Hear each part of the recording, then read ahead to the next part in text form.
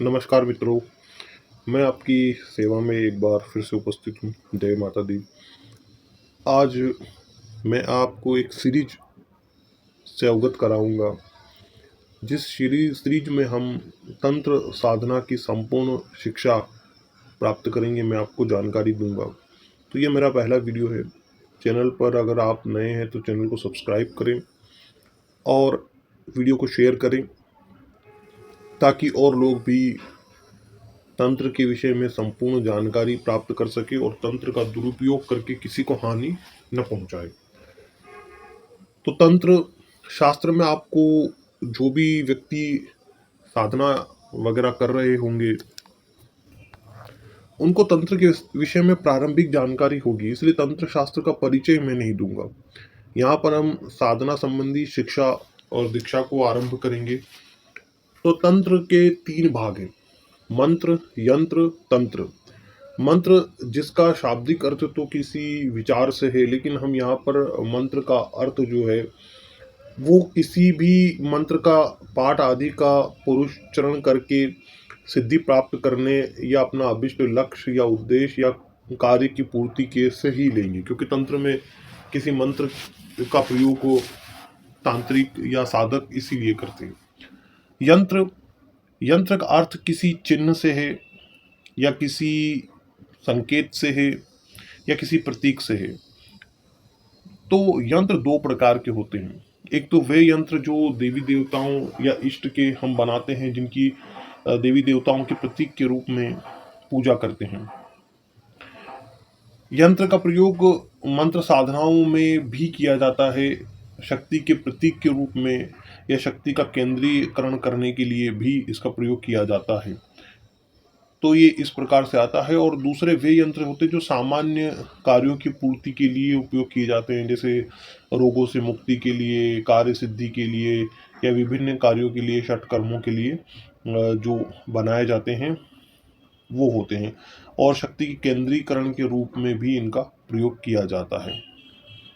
तंत्र में वे विभिन्न द्रव्य घटकों, पौधों, जड़ी बूटियों और जीवों का प्रयोग होता है और किसी प्रकार के अन्य सहायक तत्वों का प्रयोग भी होता है।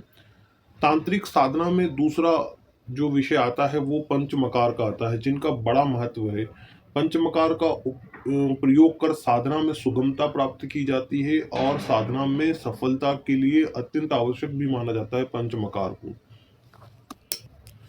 पंचमकार वाम मार्गी यानी तामस साधनाओं में और दक्षिण मार्गी यानी सात्विक साधनाओं में भी प्रयोग होते हैं। दोनों में ही पंचमकार का प्रयोग होता है और दोनों में ही पंचमकार एक आवश्यक अंग के रूप में परिभाषित होता है, किंतु भिन्नता स्वरूप की है। पंचमकार अर्थात मद्य, शराब, मदिरा, मांस, मीन यानी मछली, मुद्रा और मैथुन, ये पंचमकार हैं। तो इन पंचमकारों के विषय में हम जानेंगे। दक्षिण मार्गी और वाम मार्गी इनको किन किन अर्थों में लेते हैं और प्रयोग करते हैं। तो मद्य यानी मदिरा। मदिरा का शाब्दिक अर्थ तो मदिरा ही है, यानी नशे वाली वस्तु ही है।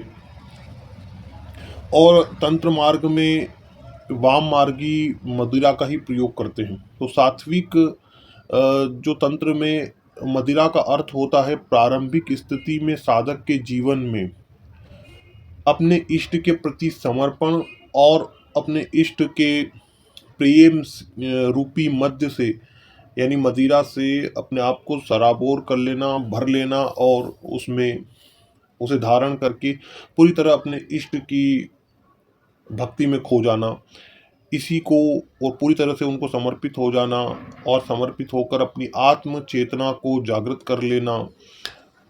और यानी ध्यान की क्रिया जो होती है, भक्ति के साथ साथ समर्पण की जो क्रिया होती है, उसे मध्य कहा जाता है, मध्य से परिभाषित किया जा सकता है। तो इस हेतु मूलाधार चक्र से लेकर सहस्त्रार्थ चक्र तक को जागृत करने की प्रक्रिया शामिल है।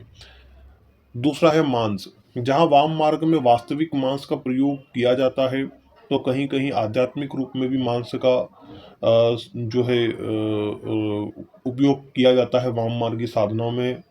तो वहीं दक्षिण मार्ग या सात्विक साधनाओं में तामसिक साधनाओं की अपेक्षा मांस का अर्थ अज्ञान से लेते हैं, अर्थात अज्ञान रूपी मांस का त्याग कर धर्म और तंत्र के क्षेत्र में संपूर्ण सजगता और संपूर्ण ज्ञान का समावेश अपने अंदर कर लेना सफलता के लिए, और पूर्ण जानकारी को धारण करके अज्ञान को दूर करना ही मांस कहलाता है। मीन, जहाँ वाम मार्ग में या तमस में मीन का अर्थ मछली से ही होता है, और वहीं दक्षिण मार्ग या सात्विक मार्ग में मीन का अर्थ सांसारिक मोह माया लोभ क्रोध अहंकार से होता है। इसका संपूर्ण त्याग ही सफलता की कुंजी माना जाता है, और सफलता के लिए इसका त्याग देना ही यथोचित माना जाता है। मुद्रा, जहाँ वाम मार्ग में विभिन्न योगिक मुद्राएं बनाई जाती है अपने इष्ट के प्रति समर्पण को दर्शाने के लिए, तो वहीं दक्षिण मार्ग में मुद्राओं का भी समावेश होता है, लेकिन मुद्रा का पूर्ण रूप से आंशिक अर्थ न लेकर के पूर्ण अर्थ में प्यास भय घृणा नफरत क्रोध इत्यादि अवगुणों को दूर करना इनका त्याग ही साधना सफलता के लिए आवश्यक माना जाता है। मैथुन, वाम मार्ग की कुछ गुप्त क्रियाओं में मैथुन का वास्तविक अर्थ प्रयोग किया जाता है, तो दूसरी जगह इसका आध्यात्मिक अर्थ ही प्रयोग किया जाता है। तो दक्षिण मार्ग में इसका पूर्ण रूप से आध्यात्मिक अर्थ ही प्रयोग किया जाता है। मैथुन अर्थात उपासक और उपास्य का एकीकार, यानी भक्त और इष्ट का एकीकार होना ही मैथुन कहलाता है, अर्थात आध्यात्मिक रूप से ध्यान की प्रक्रियाओं के माध्यम से अपने इष्ट से एकीकार कर लेना, जुड़ जाना ही मैथुन कहलाता है। तो ये 5 क्रियाएं हैं जिनको किसी भी साधना को करने से पूर्व आपको कर लेना चाहिए। कुंडलिनी पूरी तरह से कोई जागृत नहीं कर सकता, लेकिन इसका अर्थ ये कि ध्यान की प्रक्रिया को पूर्ण रूप से अपने अंदर समाहित कर लेना कि आपकी चेतना जागृत हो जाए।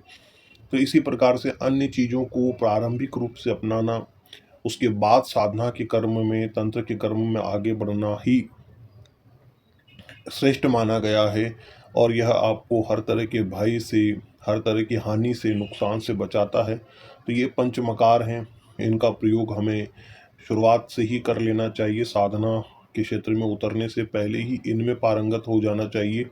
इसके बाद हम नेक्स्ट टॉपिक की तरफ बढ़ेंगे, जो साधना के क्षेत्र में इन पंचमकार को प्राप्त कर लेने या इन पर अपना पूर्ण अधिकार तो नहीं, लेकिन आंशिक अधिकार तक कम से कम पहुंच जाए साधक, उसके बाद आगे की प्रक्रियाएं तंत्र के क्षेत्र में शुरू होती है।